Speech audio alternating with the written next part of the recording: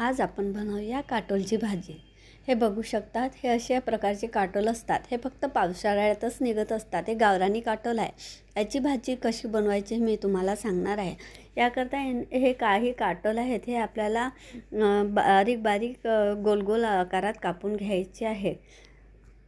अशा प्रकारे आपल्याला हे काटोल कापून घ्यायचे आहे। वरचा साईड काढून घ्यायचा आहे।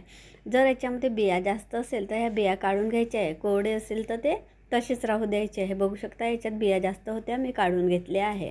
अशा प्रकारे हे काटोल आपल्याला गोल गोल चिरून घ्यायचे आहे। आता यानंतर आपल्याला स्वच्छ पाण्याने धुवून घ्यायचे आहे।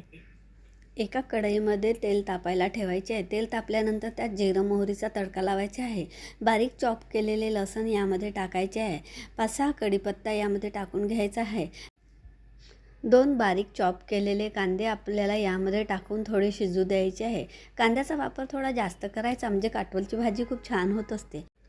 कांद्याचा कलर थोडा बदलला की यामध्ये हळद, गोडा मसाला आणि धने जिरं कूट टाकून घ्यायचं आहे। त्यानंतर आपल्याला यामध्ये अर्धे टमाटर टाकायचे आहे व 2 चम्मच तिखट टाकायचे आहे।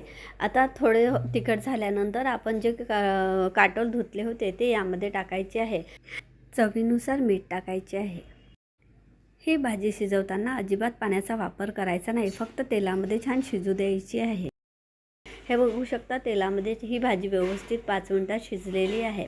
आता यामध्ये वरून हिरवा सांबार टाकला की आपली भाजी तयार। अशा प्रकारे काटोलची भाजी तुम्ही नक्की करून बघा।